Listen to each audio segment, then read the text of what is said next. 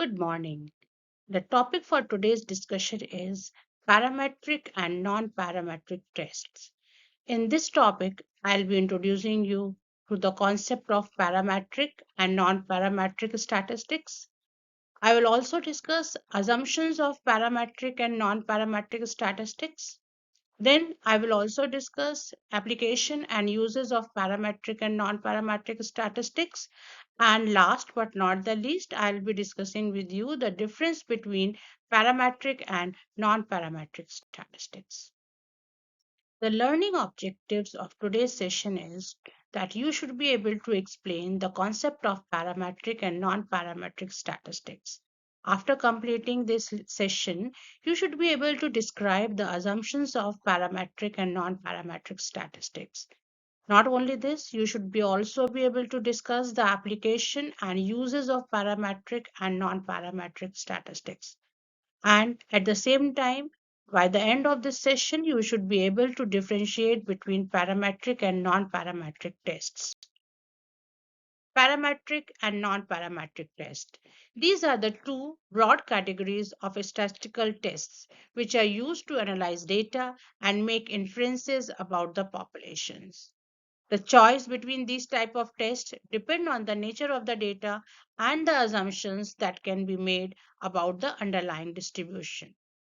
Now, many of these tests in traditional introductory statistics, they are based on the samples that follow certain assumptions, which we call them as parameters. As a result, these tests are called as parametric tests. Now, specifically, if we see parametric assumptions, which includes our samples should be randomly drawn from a normally distributed population.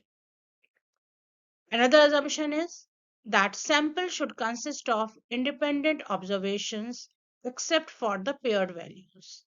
Sample should consist of values on an interval or ratio measurement scale. To use the parametric test, sample should have respective population of approximate equal variances. The sample should be adequately large and approximately resemble a normal distribution. Now, coming to the sample size that we use for the parametric statistical test, it varies by according to different scientists. According to Pett and Salkind, they suggest that n should be greater than 30. Warner encourages considering that n should be greater than 20.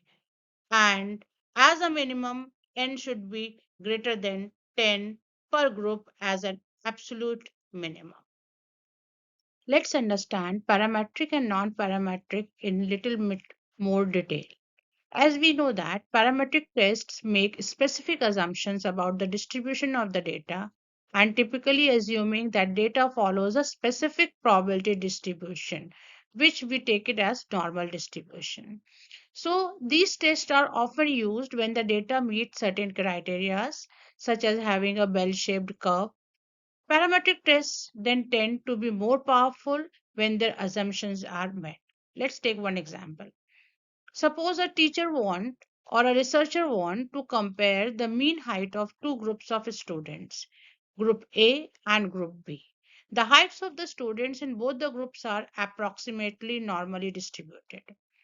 So, which technique or which statistics or which test the researcher can apply?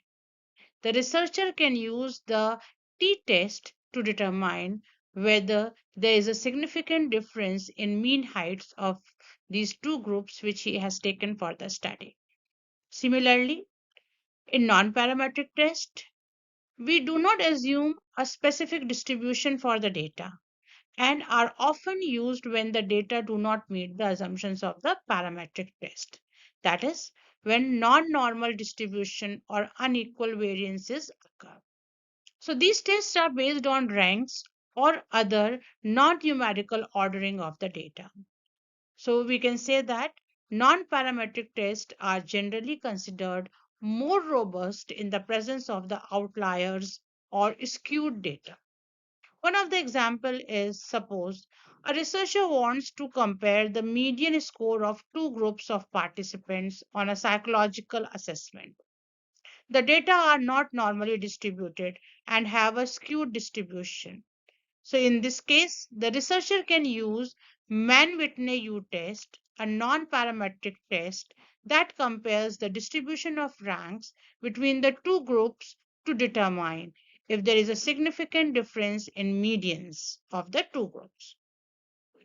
So we can summarize that parametric test assumes specific properties about the data distribution, that is a normality, and tend to be more powerful when the assumptions are met. And examples include t-test, ANOVA, linear regression, and many more. Similarly, for non-parametric test, we make very fewer assumptions about the data distribution and more appropriate when data do not meet parametric assumptions. Examples of non-parametric tests are Mann-Whitney U-test, Wilcoxon's signed rank test, Kruskal-Wallis test. But it's important to choose the appropriate type of the test based on the characteristic of your data and the research questions which you are addressing. Additionally, the choice between the parametric and non-parametric test should consider the assumption, robustness, and the statistical power of the chosen test. On the screen, you can see some of the examples of parametric and non-parametric test and their various categories. So in category, we have like correlation. So parametric statistical technique used for correlation is Pearson product moment coefficient of correlation denoted by R. And in non-parametric statistical technique, we use Spearman rank coefficient correlation, which we call it as rho or Kendall's tau.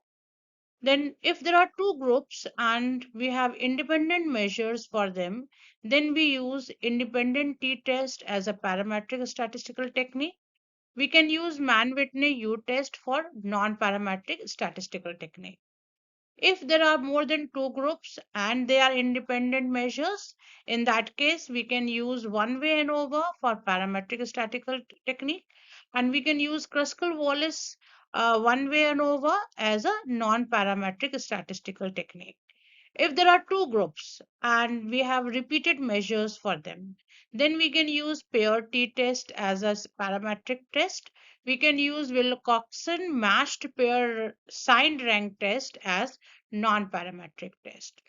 If there are more than two groups and we have repeated measures, in that case we can use one-way repeated measures ANOVA, and we can use Friedman two-way analysis of variance for non-parametric statistical technique. As we have already discussed that parametric and non-parametric statistics are based on assumptions. So here first I will discuss with you the assumptions of the parametric statistics. The first assumption is that population from which the research sample is taken is to be normally distributed, obviously. So this is also referred as assumption of normality. Okay, so we already discussed about the normal distribution in the research methodology. So normal distribution is a continuous probability distribution for a variable. It is also known as Gaussian Laplace Gauss distribution. The normal distribution is determined by two parameters, that is mean and variance. So when the normal distribution is represented in the form of a graph, it is known as normal probability distribution curve, or simply we can say normal curve. And normal curve is a bell-shaped curve. So we can see that it is bilaterally symmetrical and is continuous frequency distribution curve also. So such a curve is formed as a result of plotting frequencies of scores of a continuous variable in a large sample. The curve is known as normal probability distribution curve because its y coordinate provides relative frequencies or the probabilities instead of the observed frequencies.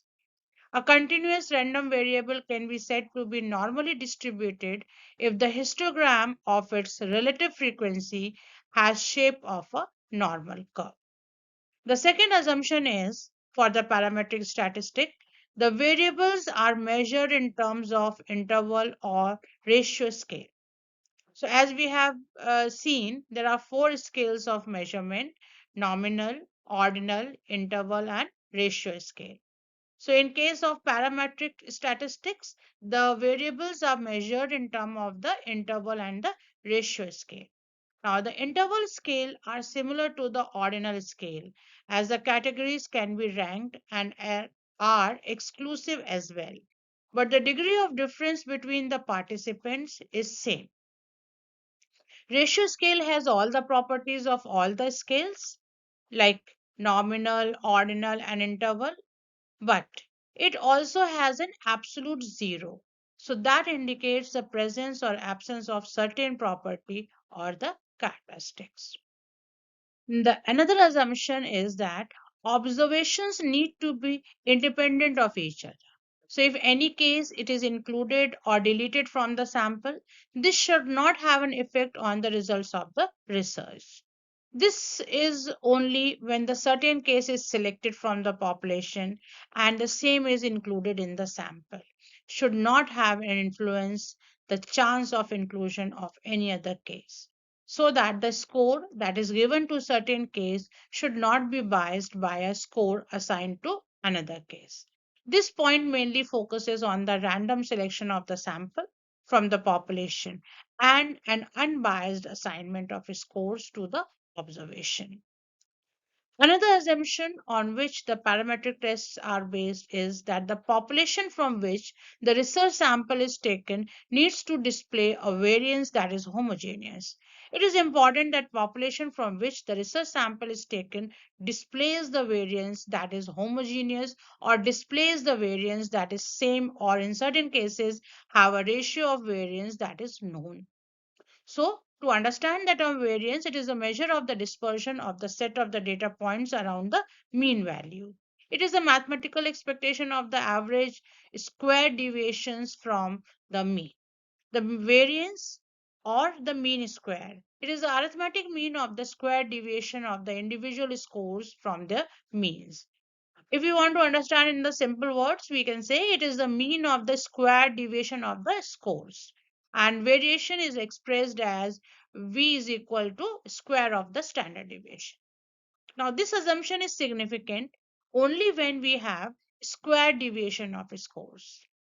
So, we need to be very careful in finding out the assumptions. If these assumptions are not met, okay, in that case, the size of the groups will not be equal. So equal group size can be explained in terms of a ratio that needs to be less than 1 is to 5 between the smallest and the largest group. So if the size of the groups are not equal, then the assumption of homogeneity is not met. So when the group sizes that are small are associated with the large sample variances, there will be a bias and an underestimation of the level of significance, which will in turn lead to incorrect rejection of null hypothesis.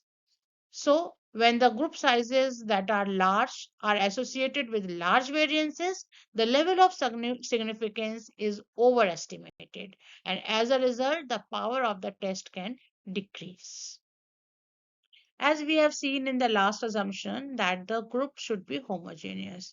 To just elaborate this concept of homogeneous, it is very important to understand the concept of homoscedasticity of distribution. Homoscedasticity denotes the variance between columns and rows which display equality. This mainly denotes that the different samples that are taken from the different populations have variance that is same. So this is mainly used in the context of linear regression where the assumption is made about the data that it is homoscedastic. It is important to focus on homoscedasticity because its absence can make the coefficient estimates inaccurate or decrease its precision. So the coefficient estimates may not be close to the correct value of population. The main difference between homogeneity of variance and homoscedasticity of variance is that Homogeneity of variance is mainly used in the context of ANOVA, and homoscedasticity of variance is used in the context of regression. Thus, if a scatter plot is used to understand the homogeneity of variance, a data that is homogeneous will have same scatter, and a data that is heterogeneous or has heteroscedasticity will display a scattered pattern or the scatter plot. In parametric statistics, it is also important that there are few outliers in the data. Now, outliers can be described as extreme values in data or distribution. Just similar to the parametric test, non-parametric also has certain assumptions. As we have already seen that there might be quite possible situations where the assumptions and conditions of parametric statistics are not met by the sample or the population. So in such situation, the researcher is inclined to use the non-parametric statistics. So the assumptions for non-parametric test are that there is no assumption of normality of the data. It is just the reverse of the parametric. So, like in the earlier section, I have discussed with you the concept of the non-parametric statistics, and there I have explained that non-parametric statistic is distribution free, as there is no assumption made about the distribution of that data. Okay, and further, in non-parametric, the sample size can also be small. Okay, it can be like 10 to 20 to 30. Another important assumption for non-parametric is that the variables are measured in terms of nominal or ordinal scales. So we discussed the parametric statistics in the previous few minutes, and we found out that the variables are measured in terms of interval and ratio scales. So in non-parametric statistics, the variables are measured in terms of nominal and ordinal scales.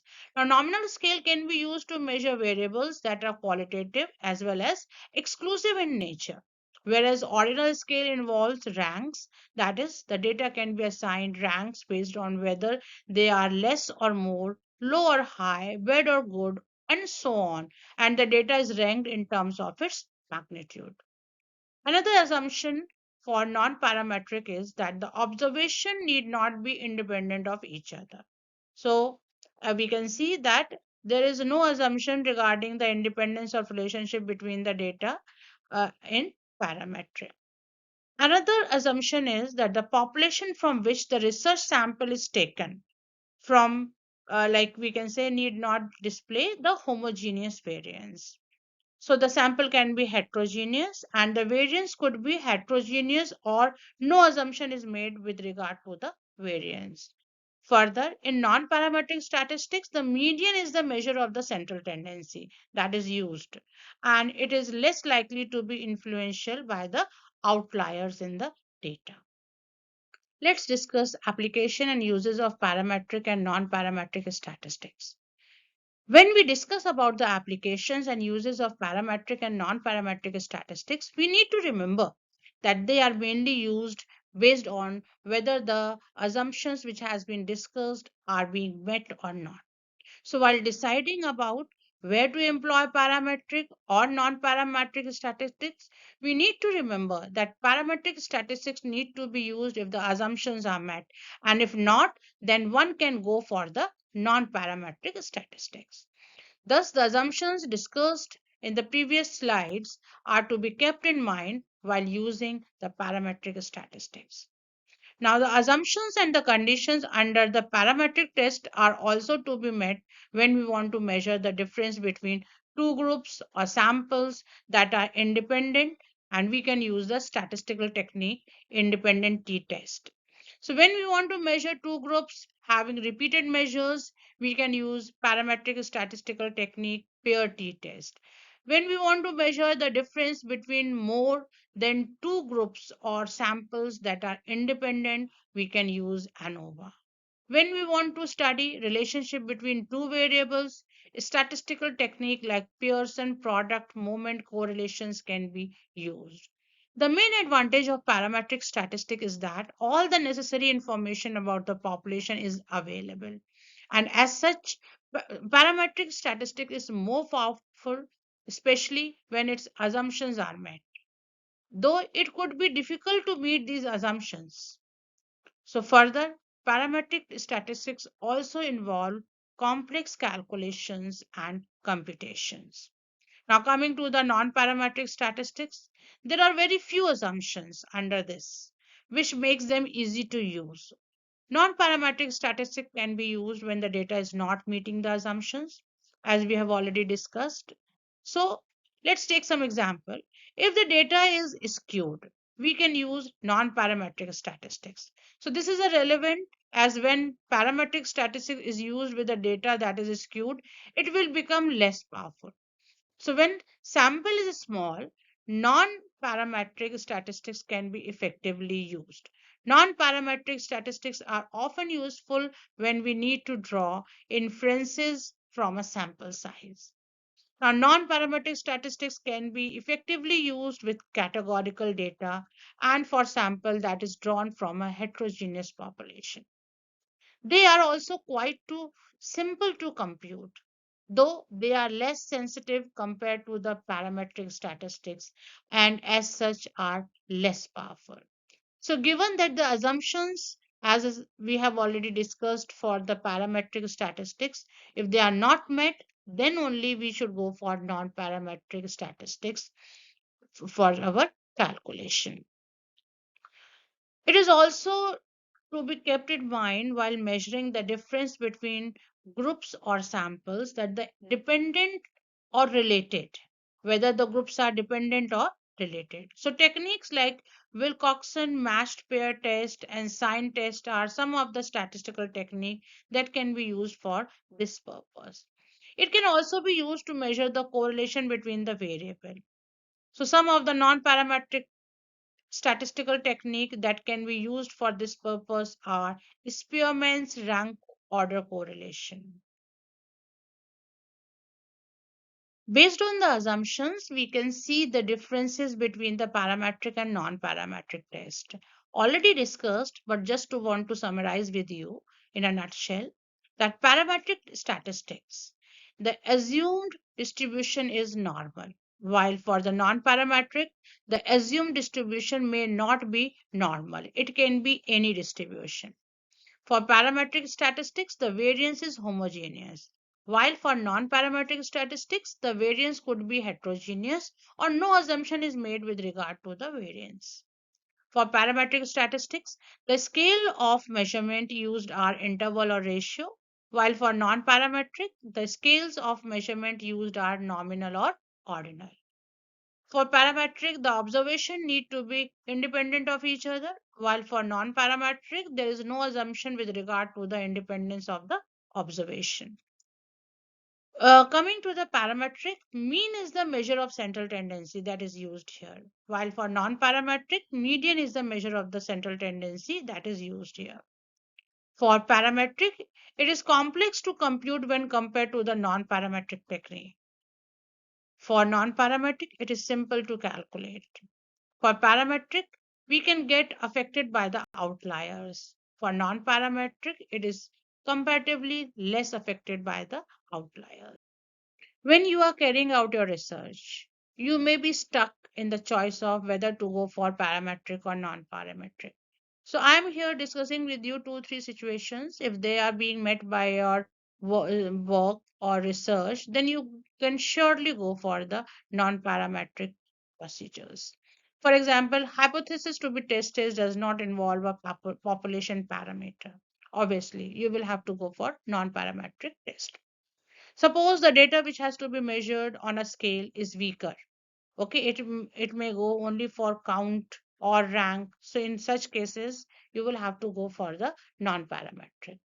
Suppose the assumptions which are necessary for a valid use of parametric are not met by your population. So in such cases, you will have to go for the non-parametric. Suppose if the results required by like you want fast results and the calculations are to be done by manual, obviously one has to go for the non parametric tests. There are many advantages of using non parametric statistics, like it may have very fewer assumptions. So as we know that non-parametric statistical procedures generally do not need rigid parametric assumptions with regard to the population from which they are being taken. So it is easy to use. Non-parametric statistics have wider scope as there are very fewer assumptions. Okay, so they have more wider scope. They need not involve population parameters, as we have already said in the first one, that population is not having any parameter. Another advantage is that the chance of their being improperly used is very small. Okay, because they depend on very minimum set of assumptions. So the chance of being improperly used is very less. The application, even when the data is measured on a weak measurement scale, so that means they are application applicable. Okay, they are easy to understand. Their computation can quickly and easily be performed. There are but certain disadvantages also. Okay, for example, they may waste the information. That means the researcher may waste information when parametric procedures are more appropriate to use. So, if the assumptions of the parametric methods can be met, it is generally more efficient to use them. Another disadvantage can be it is difficult to compute by hand for large samples. So, for large sample sizes, data manipulations tend to become more laborious unless computer software is available. Another disadvantage is that tables are not widely available. So, what happens? Special tables of critical values they are needed for the statistics, and as these values cannot always be generated by the computer software, so on the other hand the critical values of the parametric test are readily available and generally easily to incorporate in the computer programs. To summarize what we have done in the this session, let me tell you that we have discussed about the parametric and the non-parametric statistics. We also described the definition of the parametric statistics, that it is used for the inference from a sample to a population that assume variances of each group which are similar and that the sample is large enough to represent the population. We have also discussed the examples like what are the various tests which can be used under parametric and non-parametric, like Pearson's product movement correlation, t-test, ANOVA. They are the parametric statistical technique. And there are certain non-parametric statistical techniques such as we can say um, Spearman's rank order correlation, chi-square, Mann-Whitney U-test. They are all non-parametric statistical techniques. We have also discussed the various assumptions of the parametric and non-parametric statistics. Apart from that, we also discussed the application and the uses of the parametric and non-parametric statistics and the difference between the parametric and non-parametric statistics.